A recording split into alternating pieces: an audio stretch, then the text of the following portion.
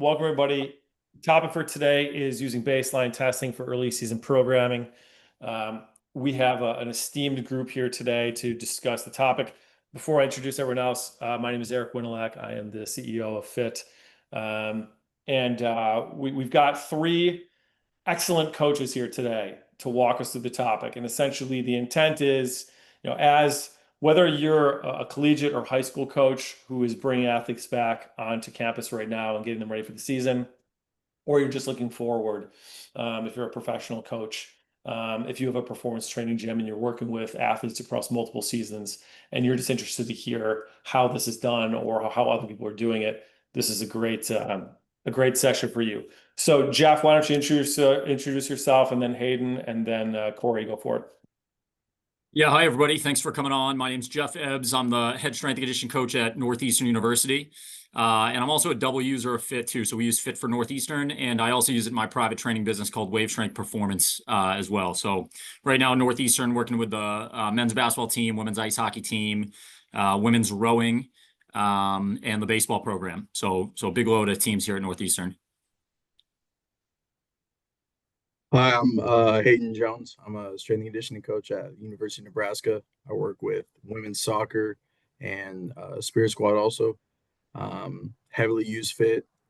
It's been very, very pivotal in changing how we train and what we're capable of doing. And then my name is Corey Petersen, strength and conditioning coach at St. Thomas, working with the men's and women's hockey programs. And similar to these two, I've been using FYTT now for about 4 or 5 years. Well, we appreciate the time and knowledge these guys are going to share. So the way we have this broken up is Geoff will cover what is testing, and I think that it sounds obvious, but as he'll show, it's not. It's about getting everyone on the same page on nomenclature, what's being tested, why they're testing certain things. Hayden will go through the logistics of actually running successful tests. And then Corey will talk about how to collaborate across your entire performance team to get everyone on the same page, understand why and how things were done, and then use that to program not only across strength and conditioning, but the entire department.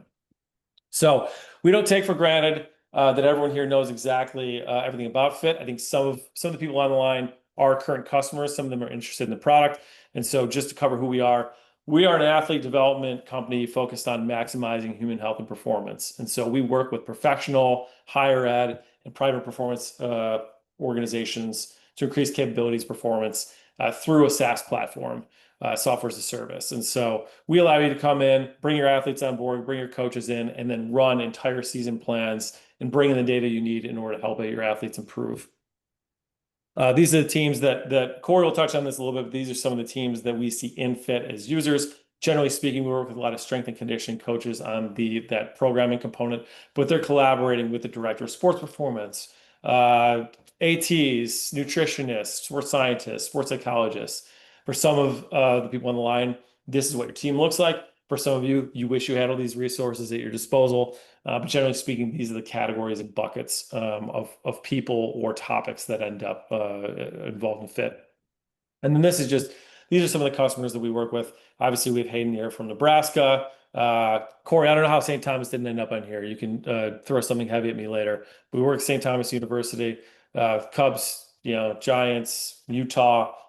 Geoff, Wave Strength Performance, his private practice right there. So we work across elite, high school, college, and private practices as well. So we're going to start with testing. So what is testing? Geoff, you should be able to control it from here. So try the left and right on your keyboard. Should be able to run it. If not, just tell me to change the slides and I will. Yeah, all good. So I'll pick up from here. And Eric kind of mentioned it too, that when we first sat down and talked about what we might include in the presentation that's centered around testing, I'm going to make the assumption that we have a lot of coaches on the call that have plenty of experience with performance testing, whether it's in an individual setting, team setting, camps, clinics, or otherwise. And so what I thought about is what are some of the nuggets that we might be able to provide that would elevate a coach's mindset about testing. And so I'm going to lay a couple things out, but the two biggest things that I'm going to talk about the most are going to be define everything, right? So I think when you think about the KPIs and the variables that you're trying to assess when you put together a performance testing battery, you want to be able to define everything down to its most granular level. The more you understand, what you're trying to assess, why it may be, a positive thing to excel in that area, or, why it may be a negative thing to be inferior. The more you understand that, the easier it is for you to create kind of the roadmap for programming, but also the easier it is to get what I'm going to call the student athlete stakeholders or the client stakeholders on the same page. So in the world that I work in at Northeastern, that's going to be, strength and conditioning, sports medicine, physical therapy, team physician, coaching staff, assistant coaches, the athletes and the team. Those are all what I call athlete stakeholders. And so again, the more we create a concrete framework where we define KPIs and variables, the better of a situation we're going to be in.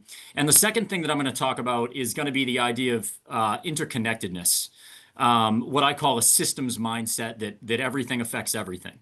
And so with that kind of being the premise, the first thing I'll do is give you my perspective or definition on performance testing. So for me, it's a series of assessments that do the following: define and organize KPIs, identify strengths and performance limiters,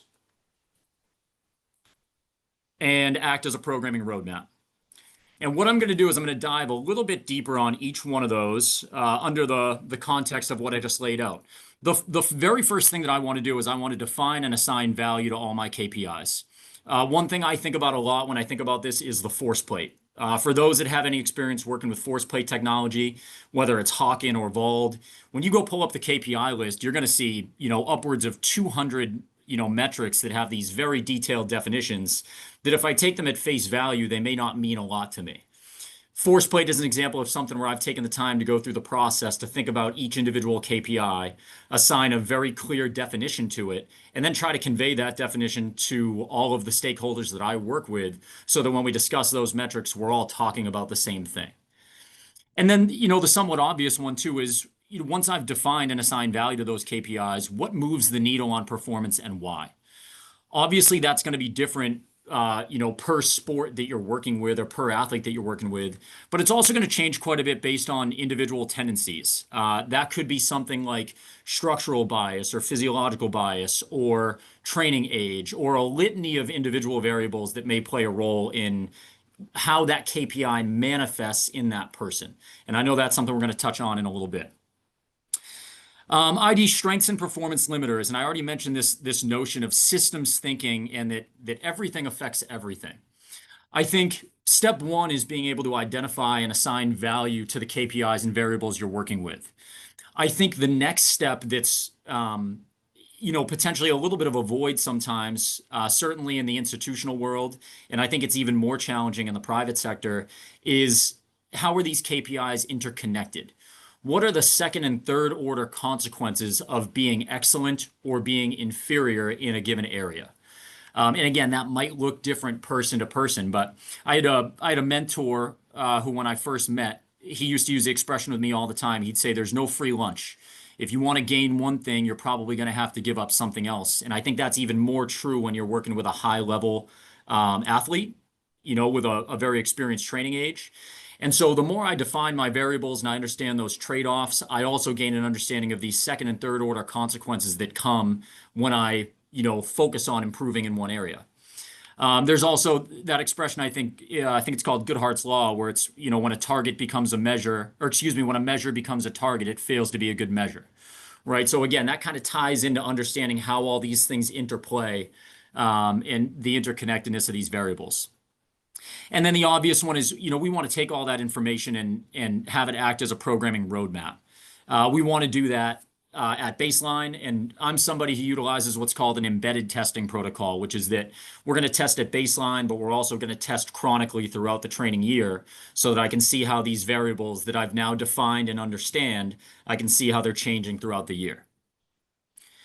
And so that's a lot of information, but with that in mind, and again, within the context of the force plate, which is something that I love to use, I thought I would actually talk about a real life example here. And I think we got cut off at the bottom here a little bit. I hope you guys can see the full graph.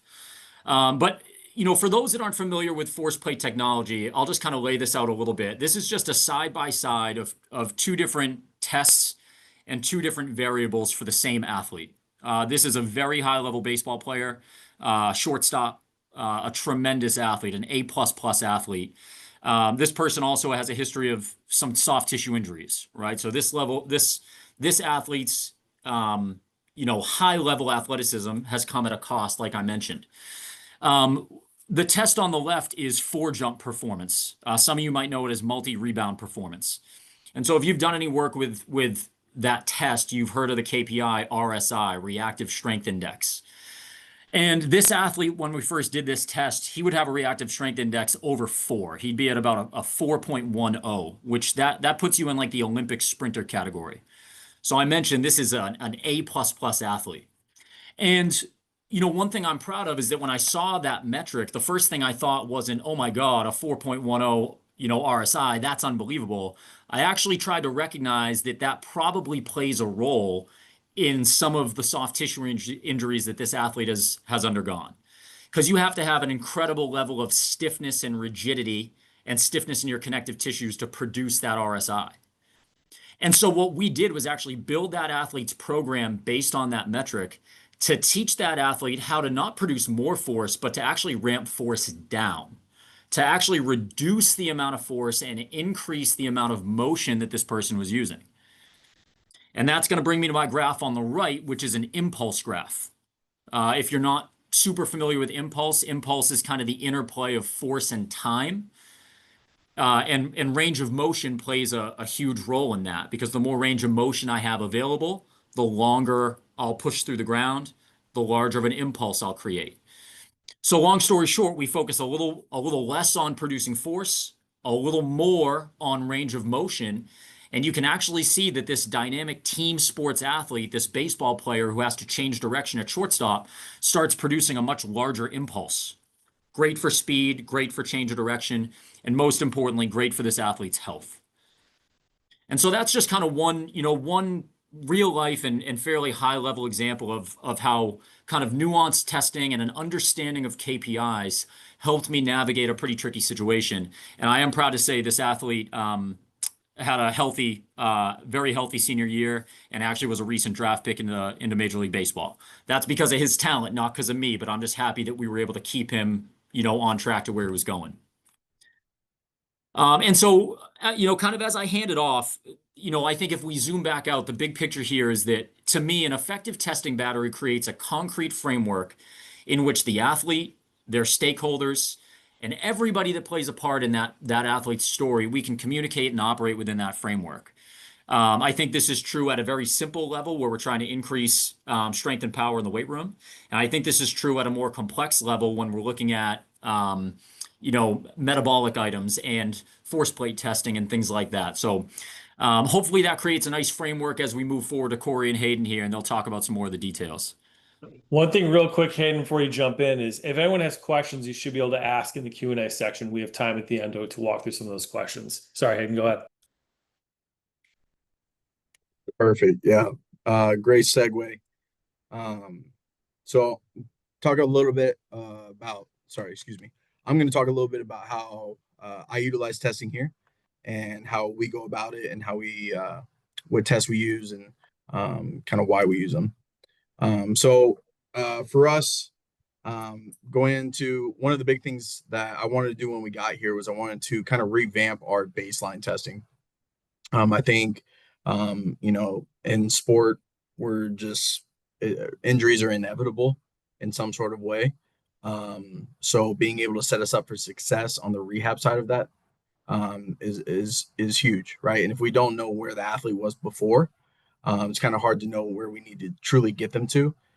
So for us, having those baseline tests, that's one of the biggest pieces, is to make sure that no matter what, we at least know where they were before and where we need to get them to, and if not beyond that. Also with that, it allows us to see anything that we can't see with the naked eye. It allows us to find any asymmetries, anything that needs to be identified from like just overall strength aspect, something that, we wouldn't really notice until, or probably just wouldn't notice in general. And this battery of tests has been super helpful for us in that sense also. And then with all of this, I utilize all of this data and I mean, we'll talk about it later, but with FIT, I've been able to individualize workouts to just an absolute higher level. At one point, we had 5 different workouts going on for just 20 athletes. And then we proceeded to see all jumps increase. I think it was about 90% of jumps increase in that spring semester. So being able to find the best way to help our athletes is huge. And it starts with testing. So kind of how we broke it up is we had 3 different groups, and we took a whole week to do this in the summer. And it was huge for us because they could just focus on those things for that day. They weren't super fatigued going into each day. They had a day off in between, and one of these days was cake for them too. So it was almost like 3 days off out of 5. We were able to get some of our biggest tests are going to be our abduction, adduction. We utilize motion capture also. So we're able to get our jumps on that. So we'll do all the jumps on force plates while also having motion capture. That's been a big one for us from, again, noticing things we can't see from the naked eye, but also if we go into any sort of lower body rehab, having all of that data has been huge for us, especially in our ACL rehabs. It really helps us identify where we need to keep adjusting our rehab program and process to make sure our athletes are getting where they need to get to. And always can go more in depth on that eventually, but and then also a VO2 max. We utilize the VO2 max mainly because I tried out, I kind of created a different fitness test, and I wanted to see the accuracy of it in comparison to VO2 max to the formula we had for it. So that was the main reason we did that this year. ISO squat is a big one because we utilize that one for a lot of our programming and the DSI standpoint. Nordic in soccer, obviously hamstrings are massive, so making sure that is something that we're monitoring all the time. And then the Bruce treadmill test, utilize that with our fitness tests, and we actually group athletes based on their fitness for both of those, and then also through an MAS protocol also. And then group 3 was range of motion, side backs, looking at quad and hamstring. Again, identifying anything we can't see, and then also for any rehab cases, and then a seated ankle ISO. Just kind of basic tests, but also making sure we have a baseline of tests that we can help our athletes succeed at the highest level possible. And then we have one of our leaderboards over here from FIT, just kind of looking at force from our Nordic tests. And I think last time I looked, based on Bald, I think 85% of our team is over the 85th percentile on our Nordic. So we're a big Nordic team over here. So how we take our testing is then we put it into this report. Our sports scientists helped me put this together so we can show this to the athletes. It's usually all vertical, but we'll show this to the athletes and then they get a visual sense of where they're at. A lot of all the ratings are based on where they fall on the team.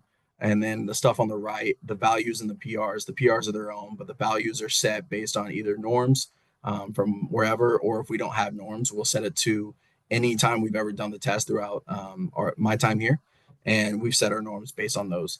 So all of that is scored. We can see where the athlete falls. We can see what needs to be looked at or things that need to be identified. And it kind of just gives us a very easy visual of where the athlete falls and where they're at compared to the team too. And also allows us to kind of show them too and have that conversation of, hey, you're doing this program because this is where you're at with your testing. Here's where we need to improve. Here's what you need to work on. And this will help you get to where you want to go. So the way this was set up, a 69 was actually very, very good. Anything over a 60 was considered really good. Working on like adjusting that to get that a little bit more accurate. But you can see from this athlete from a plyo standpoint was honestly incredible. And then from a fitness standpoint or from an explosive standpoint, though, a little bit on the lower side. So really reactive and explosive, but from an explosive standpoint, just need to develop a little bit more power. So for us in season testing, our testing isn't just off season. We continuously test throughout the season just to make sure that we're seeing everything we need to see and making sure that our athletes are in the best position to succeed. So daily we'll do a wellness and RPE to make sure on our wellness, I only ask kind of 2.5 questions. One, what's your fatigue level, and then what's your soreness level, and then they'll map out on their survey where on their body they're sore and what level that's at.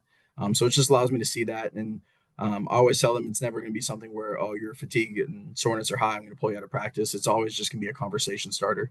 And that's really helped the buy-in on that side.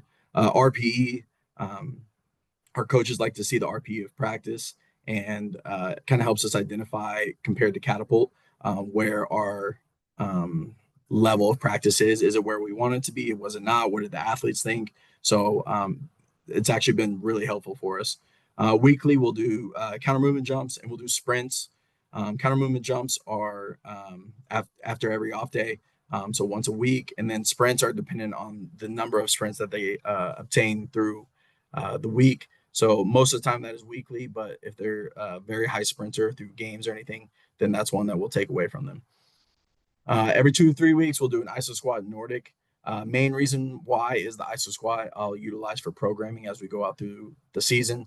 And then the Nordic is just making sure that our hamstrings are where they need to be from a healthy standpoint. We do Nordics every week anyways. They're always been a part of our program, so it's never something that we end up actually being sore from. I've never had an athlete do a Nordic and be sore, except maybe the freshmen when they come in the first time and do Nordics. And then about every 4 weeks, we'll do abduction, adduction, just to kind of keep an eye on that, especially for our athletes in the soccer world. It's very, very easy to have our groin strains.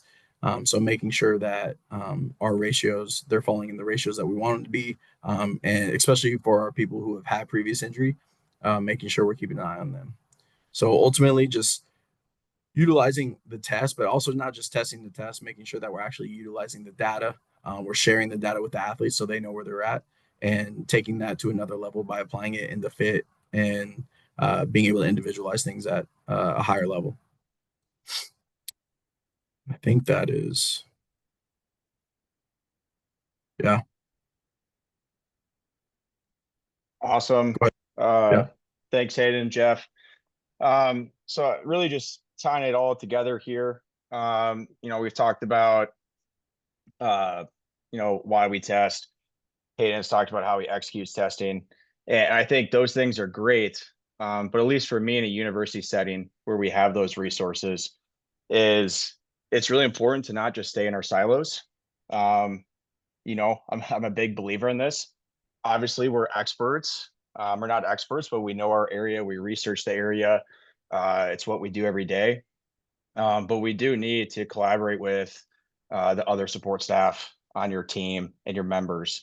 The big thing here is, I think the people that we all work with, like I said, we all have this puzzle piece. And if we truly, let's see, the slide works. Oh, there we go. I really think everyone needs to be on the same page and willing to work together, because it is a collaborative effort. You're collecting all this data. Different people are seeing the athletes in different perspectives, whether it be the training room, in a nutrition meeting, psychology meeting, with our sports scientists in the lab, weight room, practice, whatever it may be. So how can we bring all that information together and work together?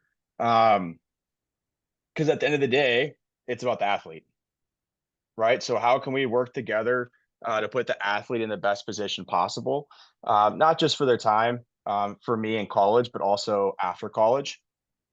So a lot of what I'm going to talk about is how can we try to establish some of this collaboration across different disciplines or across different silos, and really try and bridge the gap.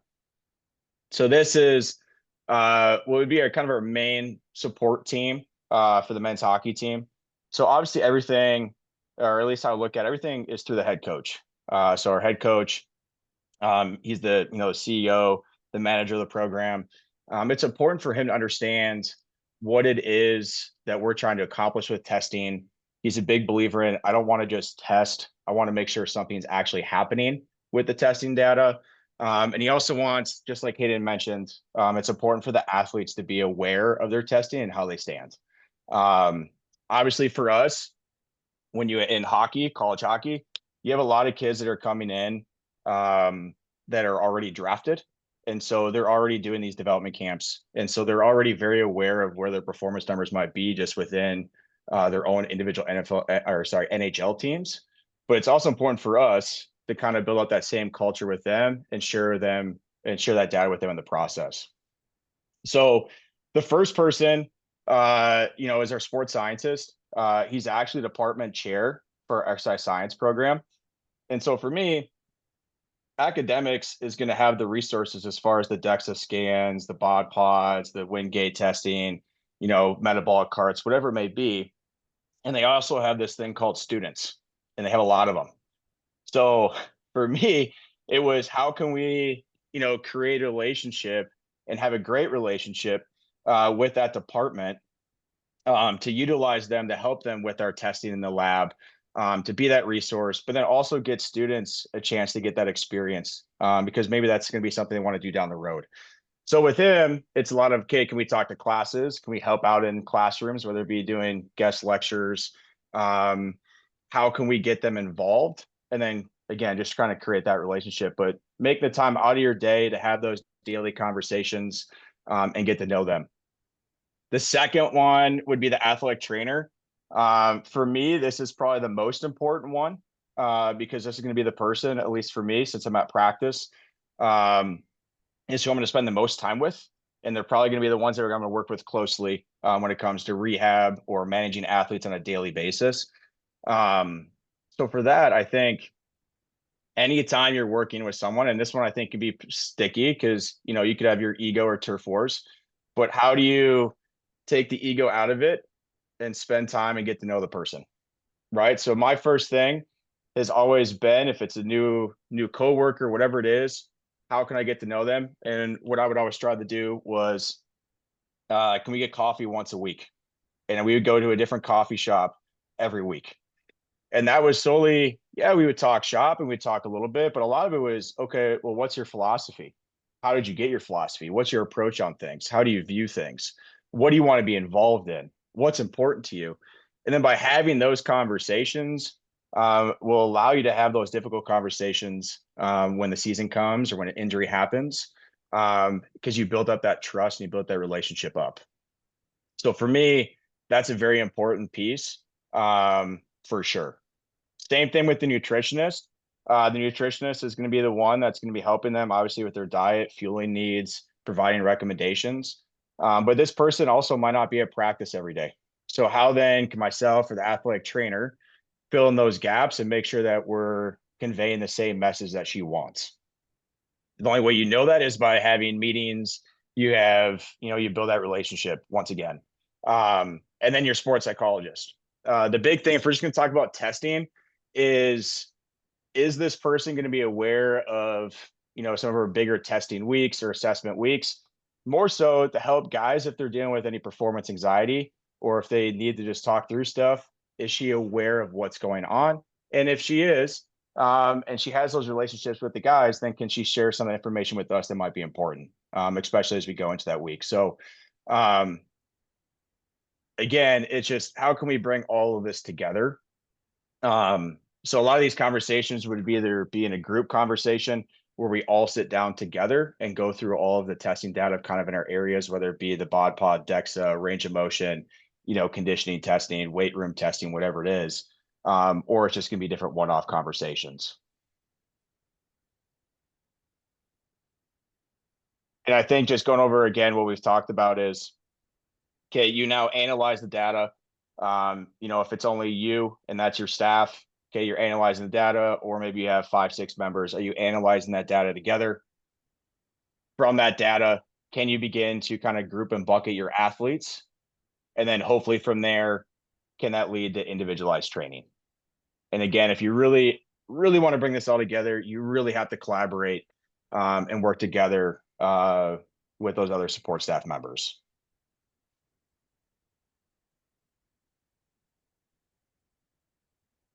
Yeah, Corey, I just want to say too, like, just big shout out for that, that approach and that mindset in terms of the way you work with your colleagues, right? Like, I think we're in such, for those that are on the call that work in institutions or with professional teams, and like, it's such like a fly by the seat of your pants day to day, list of things that we all have to do that, like, I think for you to have the mindset of like, it's at the top of my list to get on the same page with those that I work with and have an understanding of perspectives and personalities. And like, again, you mentioned it, like it's all about playing into the experience of the student athlete for us.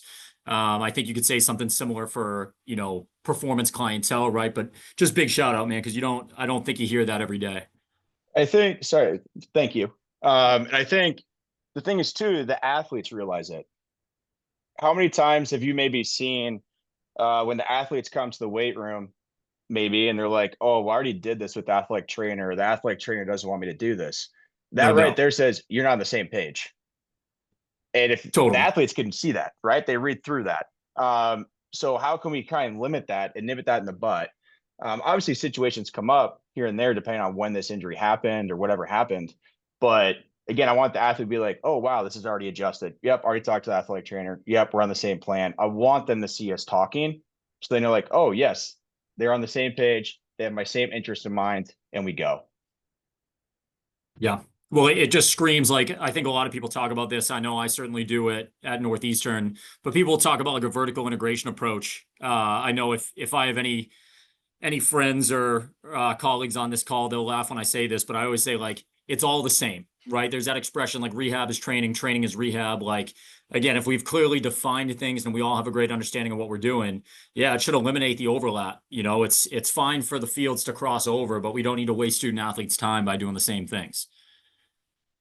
100%. Great stuff. Great stuff. You know, on that note, I think I'm going to pick up here. And you know, I wanted to talk about, you know, some of the things that myself, Corey, and Hayden have all touched on. I wanted to show kind of a practical example again. And this imagery here is one of my favorites because it really punches you in the face with the idea of individuality. And so what we're looking at here is basically two muscle oxygenation curves. And honestly, that doesn't even really matter that much if you haven't used this before.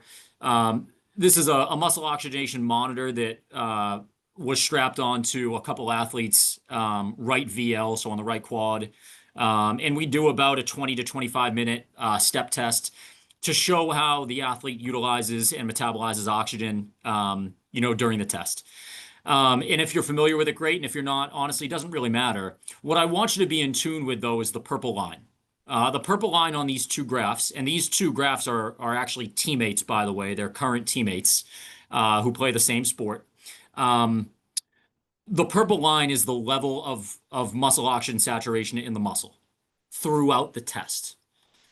Keep in mind, these two athletes are doing the exact same relative test. It's intensity that's dictated by their body weight.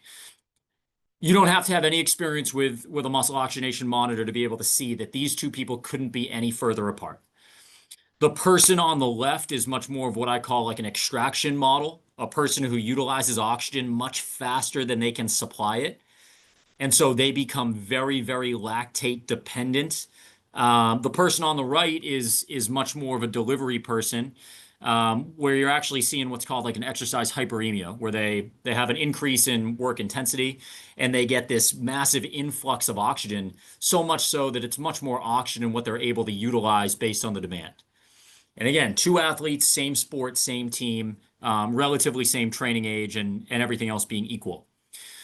For these two people to receive the same conditioning protocol from me, it really makes me realize that like if that's what I were doing, you're certainly going to be wasting one of these athletes' time, maybe both, if you don't kind of hit the mark on one of them. And this is really where FYTT's become kind of a power player for me, as I've learned to utilize at a high level, and a power player for our athletes as well. And so what I'm going to do actually briefly here is I'm going to share my screen. And actually, Eric, I think you're going to get a request here.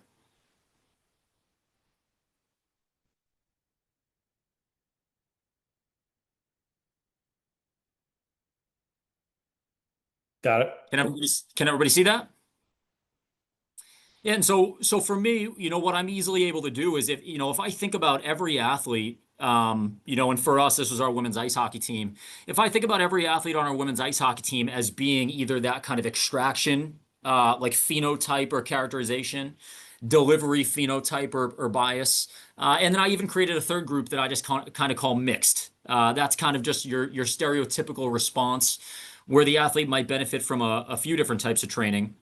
what I do is I basically create my conditioning buckets, and I create, daily, weekly, and long-term protocols that those athletes need. You can see here on the left, these groups in the black bold letters. These are my group assignments here. And the three groups that I'm going to show you, we're going to start with ESD, just obviously nickname for energy systems development.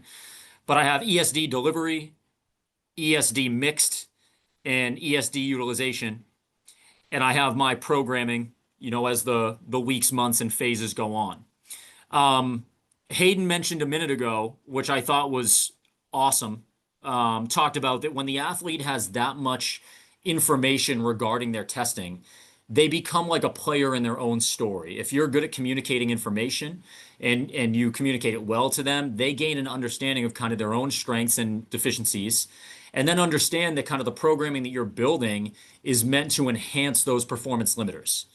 So one thing I always say is that we want to enhance the limiters without stealing the superpowers.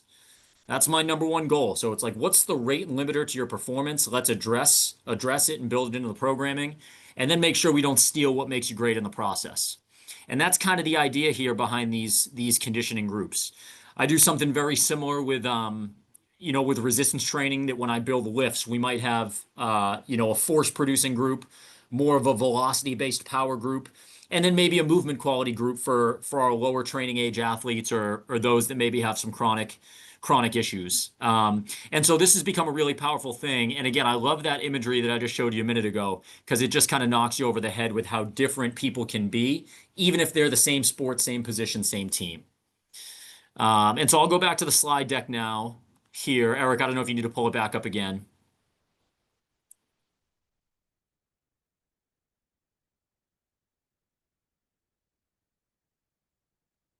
Sorry, hang on one second.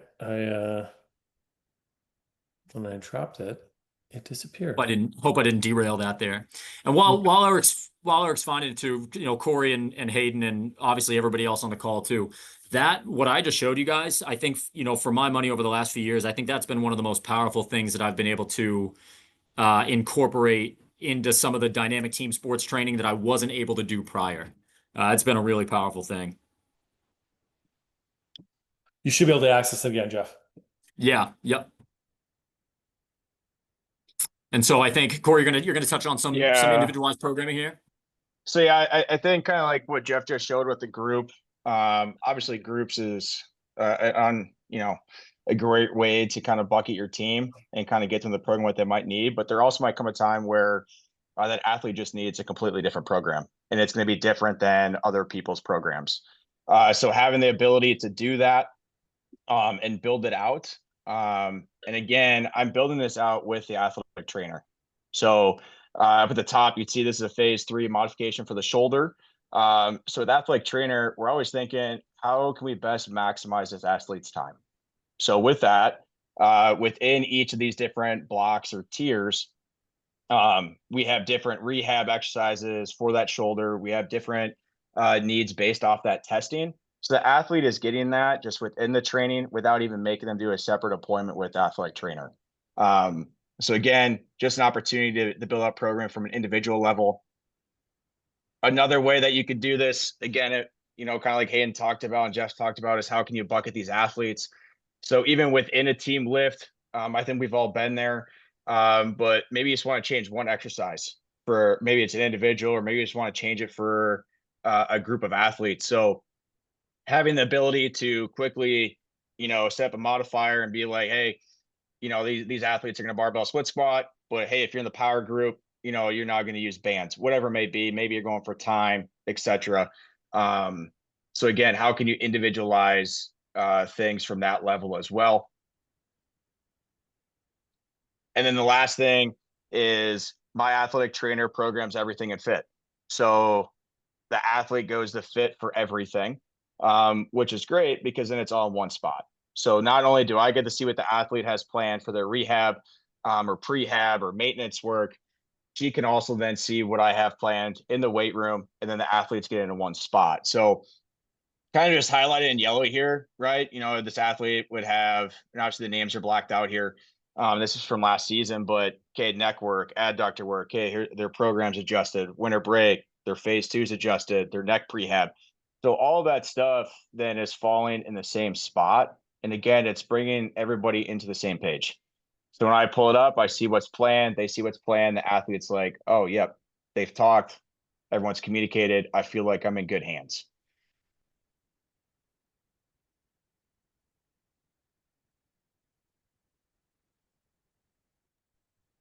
So this is one of the so kind of going back to how we utilize our testing.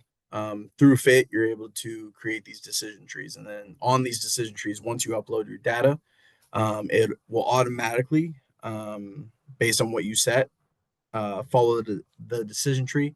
And for me, I have it set where once I insert DSI and RSI, it'll automatically go through, and all the parameters I've set, it'll follow those and then add them to groups and remove them from groups too. So every time this is updated, it will automatically add and remove too. So every time we do testing, we put more data in, it adds the groups, changes the groups. So I don't have to pay attention to really who's in the groups as much. I can just continue to keep writing my programs, and then they will follow along with who is in there. Obviously, I'm paying attention who's in there, but I don't have to go through and look at each one and like, okay, you're going to be in this group, you're going to be in this group, or write individualized workouts for each person. I'm able to set it up where kind of what Corey was talking about with the groups, and Geoff too. Each group has their own thing, but I'm able to do that in there or set each block different based on each group too, because I can assign the groups there. Instead of just writing, 4 different plans, I can have one workout, but have groups assigned to different blocks there where they can only see those.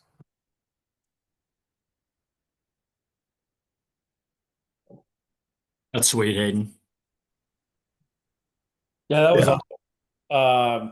incredible deep dive. Thanks to all you guys, all three of you for running through that. I think especially interesting to see how the case studies and the exact utilization across the different teams, whether it be the decision trees or Geoff, the story you told of those two different athletes that take the same test and kind of have the same outcomes. It kind of speaks to the requirement to be able to individualize and group athletes instead of just running the same thing and hoping for the best. If any, I know we're running up against time here, but we had a couple questions come in. The first one was on, I think three of you can jump in on this. How much of early season programming do you have pre-baked before testing starts versus what do you let testing decide? Yeah, I'll jump in first here. I think you got to take a little bit of a pyramid approach with programming where I think you always want to start with some fundamental concepts and then have those concepts be something that can be molded as you go. So I think about drills where I can use very simple, what we call like task constraints. And that task constraint changes the adaptation quite a bit. So like a good example of this would be like a box squat. So if squatting is the base, I think, pretty much any team, any program, we're all going to work on squatting. And then based on, what I see from force plate data and isolated strength testing and, my battery of tests, I may be able to very quickly take the squat foundation and have it be in a box squat variation or a band assisted squat variation or a chain loaded variation, right? So it's like, I haven't changed the drill that much. We can just very quickly go from whatever the squat base is to now I've added a task constraint that's going to give me a totally different adaptation. I think that's number one. And then, from what the other guys have said too, you can tell all three of us, I think, are pretty big onto the consistent and embedded testing model. And you just got to let the data give you the feedback and tell you the story. I think when I see something that starts to get out of whack, I'll certainly look at the data and then I'll pretty quickly make a change, as needed. I don't really let those things go on for too long, almost acting like the bumper rails on the bowling alley. Yeah, I'm the same way. I think like kind of what he was talking about the squat. For me, when I had the 5 different programs, they were all the same exercises, just done in different ways based on what the athlete needed. So if it was a trap bar day, everybody was trap barring. They just might have done it differently, either banded or more eccentric based or more trap bar jump based, whatever it may be. Everybody was doing some sort of trap bar that day or squat or whatever it is. They're all following the same pattern of the lift. I'm just modifying the effort and intensity and what the means are to each exercise. And I think that's kind of what utilizing and the data and the individualization from that standpoint is not overcomplicating anything, but allowing you to do more stuff like that. So you're able to add that element to your training in an easier way. And then with the data, ultimately, like baseline athletes, I mean, we're all going to do a very general workout anyways, just so I can, one, kind of see how you are as a mover and a lifter, and I can get an idea, and we can see strength levels from a different aspect. And then as you progress into the more individualized type stuff, or if it's accessory based, that kind of just flows with the testing, right? If it's more adduction or abduction or hamstring, whatever it may be, there might be times you have less accessory work just because I don't need to add extra accessory work based on your testing. So it just kind of fluctuates as we test. So Yeah, I don't want to, beat the same drum here, but pretty similar to both of these guys. I think like the big thing though with testing is you still have to remember the art of coaching. So you still got to be a coach and understand what makes the most sense for your environment, for your resources, where these athletes are, and just never get away from that piece, right? Testing isn't the end all be all. The data and the numbers are not the end all be all. They're still people. They're still humans.